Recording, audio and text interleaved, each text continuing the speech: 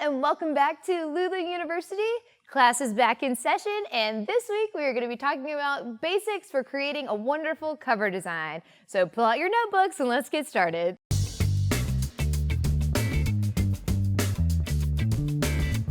I don't want this to come as a shock to anyone. I don't want to offend anyone by saying this, but the truth is we all judge books by their covers almost immediately. So even if you've written the best book in the world, no one's going to find it if you don't have a compelling and well-designed cover.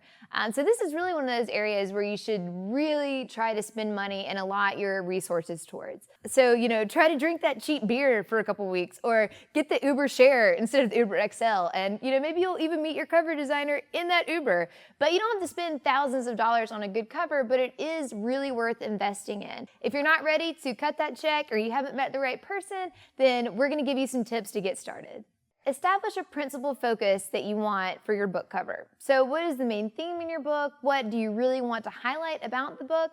Look in your genre. So your genre should really help you dictate what the cover looks like, and so your readers will know what to expect. I mean, basically, at a glance, your reader should have an idea of what the book is about and what they're in for when they purchase the book. Another great tip is to shop online. Buy yourself a book. Treat yourself. But as you're looking for different books, save the ones that have covers that are really standing out to you, and you can save those on a folder in your desktop, and that can be a really helpful resource when you're going to the drawing board to design your own cover. Keep it simple. So you don't want a lot of text or images or anything to distract the reader. Every element that you have on your book cover should tell a story and draw the reader in. Find images that clarify. So this one is really going to speak to if you're using photography for your book cover, but photography is supposed to elicit emotion and make you feel a certain way. So if your book is about, a really sad trip that you took with your mom, then probably putting like a picture of a college frat party is not going to translate that. That's really going to confuse the reader.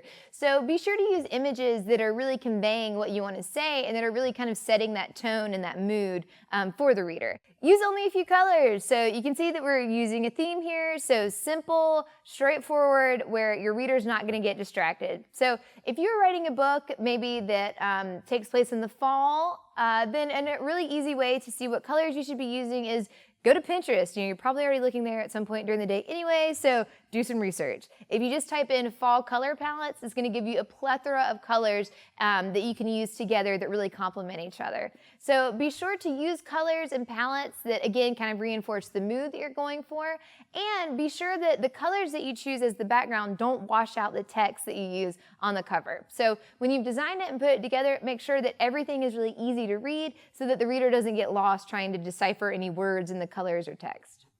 Think thumbnail. So what is that? If you go on a website, if you look at Lulu's bookstore, you'll see all the books are in a small image size, and that's kind of what we refer to as a thumbnail.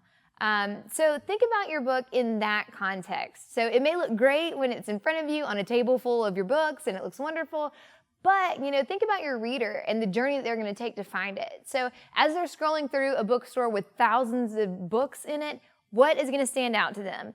So a good tip to help you kind of think about it in this way is to shrink your cover down to that thumbnail size and see if it stands out. And make sure it doesn't have too much text or competing images so that you're getting a really clean depiction and description of your book just by glancing at the cover. Don't be afraid to use online resources or tools to help you with the design and formatting of your cover. There's a ton of stuff out there that can be really, really useful. So one of them that we really like is Canva. So this is a really awesome platform. It's a great tool. They have a ton of free templates and formats you can choose from to help you design the exact cover that you want. So once you're done designing the front and back cover, then you can just take it to another software, another tool like InDesign or Photoshop, and then you can merge those and create a spine for your book. I know that InDesign and Photoshop can seem sort of intimidating, especially if you're a novice and haven't played around with those tools, but they have free trials so you can get in and check it out, and they also have a huge resource library that has a ton of free videos and tutorials on how to make your book cover and put it together. And then once you're done, you just bring it over to Lulu and upload. Now we've seen how to make a great cover, so let's see it in action with some Lulu book covers in the wild. First up is Chop Wood, Carry Water by Joshua Metcalf. So as you can see with this one, the title is really, really eye-catching. The colors are simple, it's not overwhelming. And what I really like about this one is if you just see this thumbnail, immediately you'll see the title and the author name, and that's what you'll be able to take away from it. Next up is The Day It Rained Forever by Lynette Greenfield.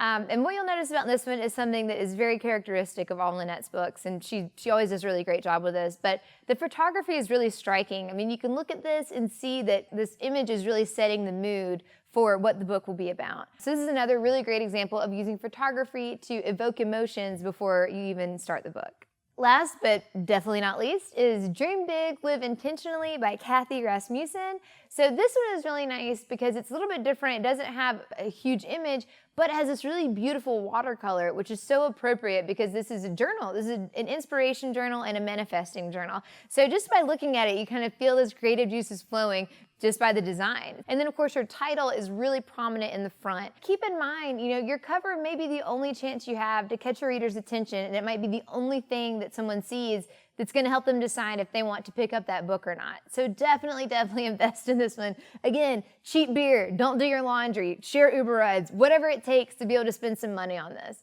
But if you can't, we've given you some really great tools to get you started on the right path and help you create a beautiful cover design. Be sure to hit subscribe, and we'll see you next time.